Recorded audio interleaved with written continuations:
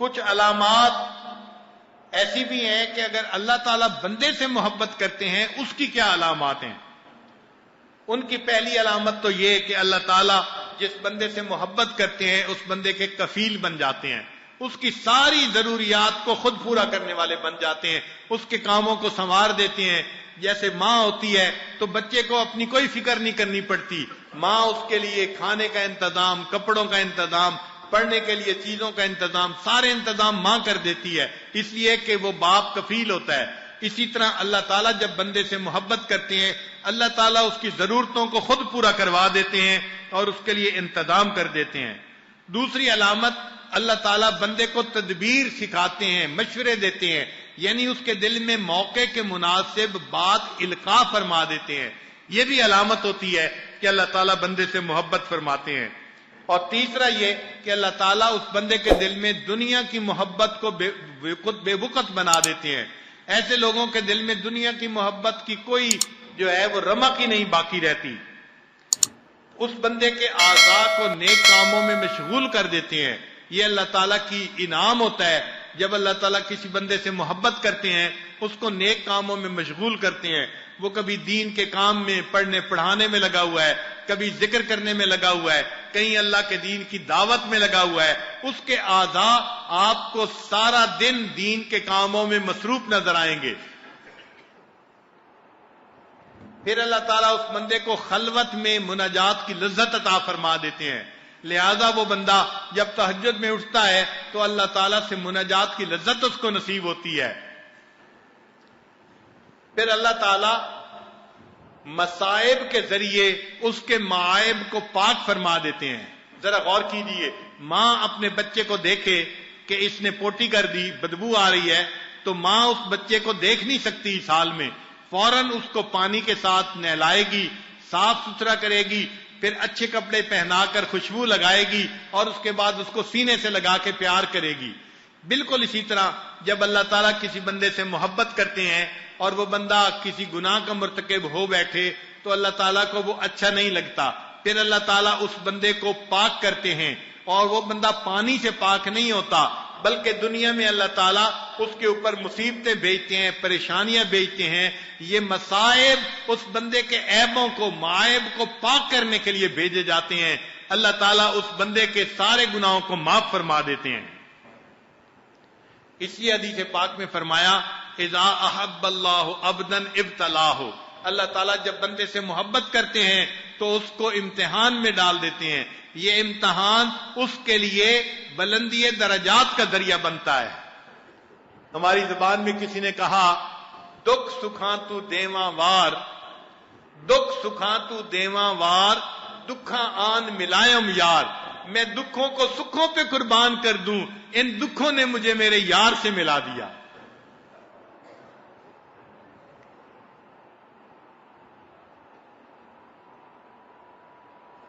پھر اللہ تعالیٰ ایسے بندے کے دل سے دنیا کا خوف نکال دیتے ہیں. وَلَيُبَدِّلَنَّهُم مِّن بَعْدِ خَوْفِهِمْ أَمْنًا. اللہ اس کے خوف کو امن میں تبدیل فرما دیتے ہیں. چنانچہ دنیا کے حالات جیسے بھی ہوں ایسے بندے کا دل ہمیشہ پرسکون ہوتا ہے، مطمئن ہوتا ہے. اللہ تعالیٰ مخلوق کا خوف اس کے دل سے نکال دیا کرتے ہیں. بخاری شریف کی ایک روایت ہے، سالکین بہت دل کی توجہ سے اس کو سنیں. یہ حدیث قدسی ہے، یعنی اللہ تعالیٰ ارشاد فرما رہے ہیں، فرماتے ہیں یتقرب الی عبدی بالنوافل حتی احبہ. میرا بندہ نفلی عبادت کے ذریعے اتنا میرا قرب پا لیتا ہے کہ حتیٰ کہ میں اس سے محبت کرنے لگ جاتا ہوں. اللہ تعالیٰ بندے سے محبت کرتے ہیں. فَإِذَا أَحْبَبْتُهُ. جب میں اس بندے سے محبت کرتا ہوں كُنْتُ سَمْعَهُ الَّذِي يَسْمَعُ بِهِ. میں اس کے کان بن جاتا ہوں جس سے وہ بندہ سنتا ہے. وَيَدَهُ الَّتِي يَبْطِشُ بِهَا. ہاتھ بن جاتا ہوں جس سے وہ پکڑتا ہے. وَرِجْلَهُ الَّتِي يَمْشِي بِهَا. پاؤں بن جاتا ہوں جن سے وہ چلتا ہے. فَبِي يَسْمَعُ. وہ میرے ساتھ سنتا ہے. وَبِي يَبْصُرُ. اور میرے ساتھ دیکھتا ہے. وَبِي يَبْطِشُ وَبِي يَمْشِي. میرے ساتھ ہی وہ چلتا ہے اور میرے ساتھ ہی وہ پکڑتا ہے.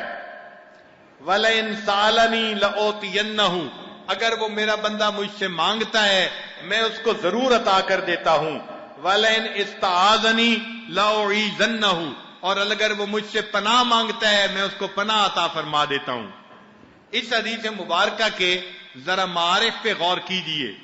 پہلی بات تو یہ کہ اللہ تعالیٰ نے یہاں تذکرہ کیا کان آنکھ کا اور ہاتھ اور پاؤں کا.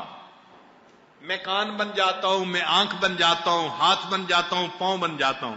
ان چار کا تذکرہ کیوں کیا؟ تو نکتہ یہ ہے کہ آنکھ اور کان انسان کے دل میں محبت لاتے ہیں اور ہاتھ اور پاؤں اس محبت پر جم جایا کرتے ہیں. اس لیے جو محبت بھی پیدا ہوتی ہے وہ کان اور آنکھ کی وجہ سے ہوتی ہے. یا بندہ کسی کو دیکھتا ہے یا کسی کے حسن و جمال کے تذکرے سنتا ہے، اس سے اس کے دل میں محبت آتی ہے. چنانچہ آنکھ اور کان کے ذریعے سے محبت آتی ہے. شریعت کی خوبصورتی دیکھیے، شریعت نے یہ دونوں دروازے بند کر دیے. فرمایا کہ اے نبی علیہ السلام کی بیویو، اگر غیر مرد سے بات کرنے کی نوبت آ جائے تو ایک تو پردے کے پیچھے سے گفتگو کرنا، اور دوسرا یہ فلا تخضعن بالقول، تم اپنی آواز میں نرمی نہ آنے دینا، لوچ پیدا نہ ہونے دینا، سپاٹ لہجے میں بات کرنا، تاکہ ایسا نہ ہو کہ دوسرا بندہ طمع کرے جس کے دل کے اندر کوئی مرض ہوتی ہے. تو شریعت نے کہا کہ جب عورت بات کرے تو صاف سیدھے لفظوں میں بات کرے تاکہ اگلا بات کرنے والا بندہ دو باتوں کی بجائے ایک بات سے ہی بات ختم کر دے. ایسے بات کرے، اس لیے کہ اگر نرم لہجے میں بات کریں گے تو بات سے بات بڑھتی ہے. شریعت نے اس راستے کو ہی بند کر دیا کہ غیر محرم سے لمبی باتیں ہی نہ کرو. اور آج تو گھنٹوں باتیں ہوتی ہیں اور ایک دوسرے کے ساتھ شیئرنگ ہو رہی ہوتی ہے، اور پھر کہتے ہیں کہ شیئرنگ کیئرنگ ہوتی ہے. تو بھائی جب لمبی باتیں ہوں گی تو پھر بات تک بات نہیں رہے گی، اس سے بات آگے بڑھ جائے گی. تو ایک تو گویا بات سے بات بڑھتی ہے، اور دوسرا جو انسان کسی کو دیکھتا ہے اس سے بات بڑھتی ہے. اور یہ ذہن میں رکھنا نکتے کی بات کہ بات سے شروع ہوتی ہے، پھر بندے کا دیکھنے کو دل کرتا ہے. اور اس کی دلیل قرآن پاک سے ملتی ہے. 1,24,000 انبیاء کرام آئے، ان میں سے کسی نے اللہ سے یہ ڈیمانڈ نہیں کی، عرض نہیں کی اے اللہ میں آپ کو دیکھنا چاہتا ہوں. ایک حضرت موسیٰ علیہ السلام تھے، انہوں نے کہا اے اللہ رب ارنی انظر الیک، اے اللہ میں آپ کا دیدار کرنا چاہتا ہوں. کیوں کہا؟ اس لیے کہ وکلم اللہ موسیٰ تکلیما، موسیٰ علیہ السلام سے اللہ نے گفتگو فرمائی تھی. جب گفتگو ہوتی ہے پھر بات سے بات بڑھتی ہے، دیکھنے کو دل کرتا ہے.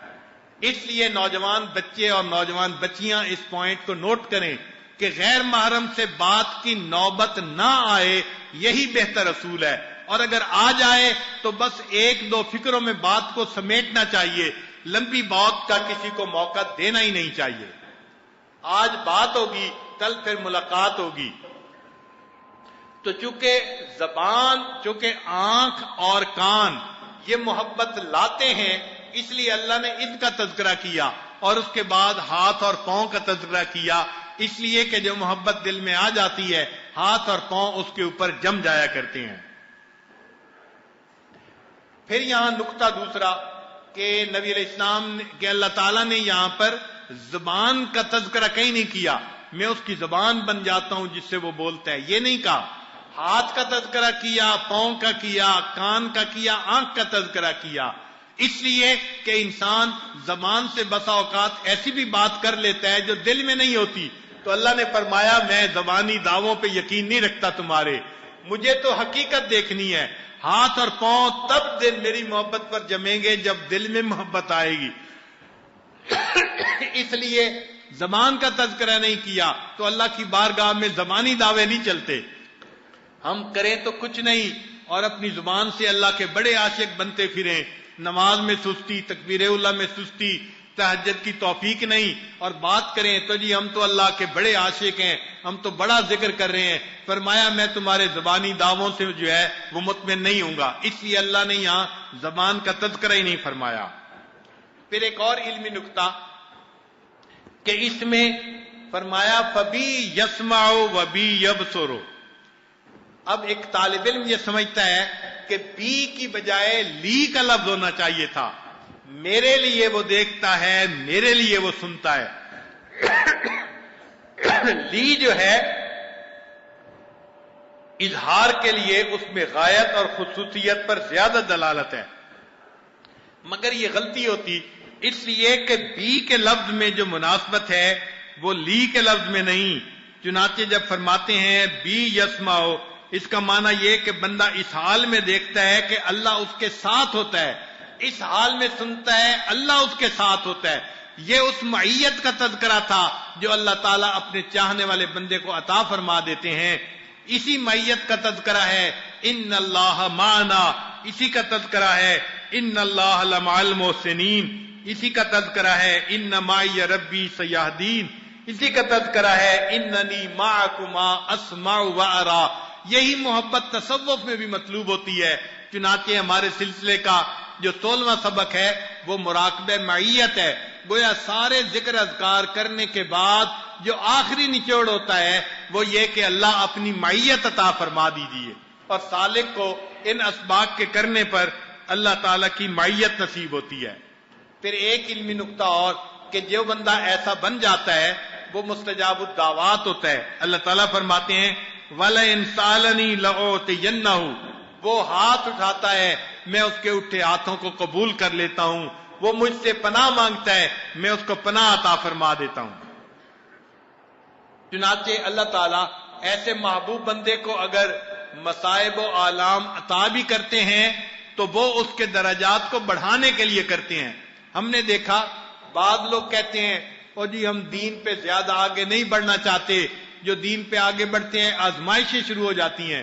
یہ تو انتہائی بے وقوفی کی بات ہے، اس لیے کہ اگر چھوٹی موٹی آزمائش سے اجر بہت زیادہ بڑھے تو پھر اس آزمائش کے لیے تو خوشی سے تیار ہونا چاہیے. جن کے دل میں اللہ کی محبت ہوتی ہے وہ اللہ تعالیٰ کی طرف سے دیے ہوئے غم و آلام سے بھی محبت کرتے ہیں. اس لیے کسی نے کہا تیرے عشق نے مجھے غم دیا، میرے غم کی عمر دراز ہو. تیرے عشق نے مجھے غم دیا، میرے غم کی عمر دراز ہو.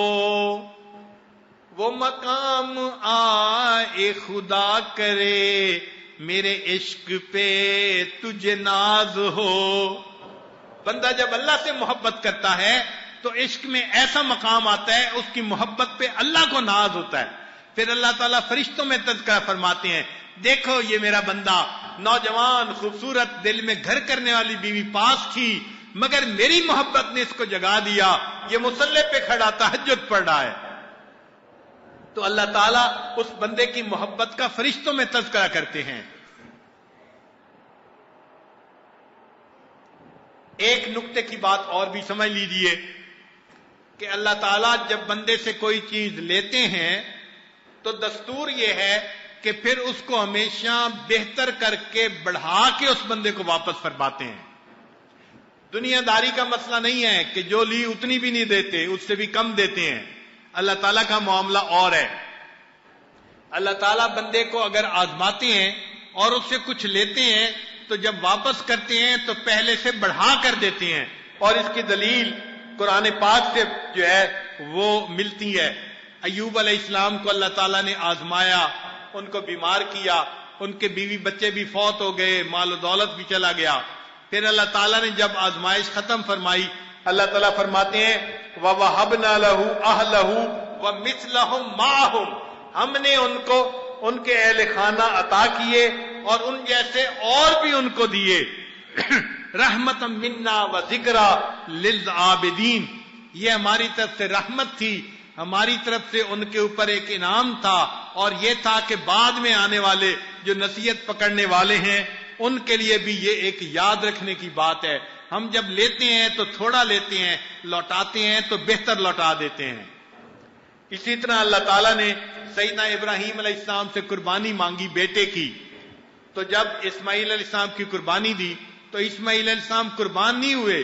اللہ تعالیٰ نے مینڈے کو قربان کروا دیا، اسماعیل علیہ السلام کو بچا دیا.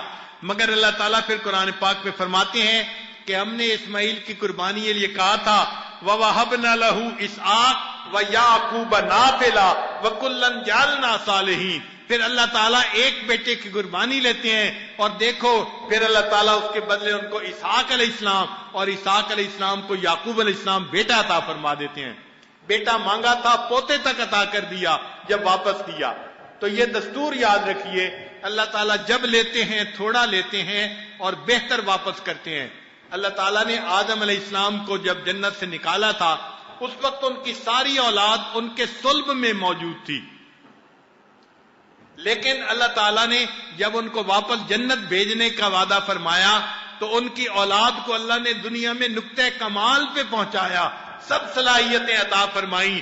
جب نقطہ کمال کو پہنچ گئے اب اس کامل حالت میں ان کو واپس جنت عطا فرمائیں گے۔ نکالا تھا تو اس وقت کمزور کیفیت تھی، جب واپس جنت عطا کی فرمایا ہم تمہیں کامل بنا کر جنت عطا فرمائیں گے۔ تو یہ دستور یاد رکھ لیجئے، اللہ تعالیٰ جب اپنے پیاروں کو آزماتے ہیں تو تھوڑی مشکل دیتے ہیں اور اس کے بعد ان کو زیادہ اجر ثواب کے ساتھ وہی چیز واپس لوٹا دیا کرتے ہیں۔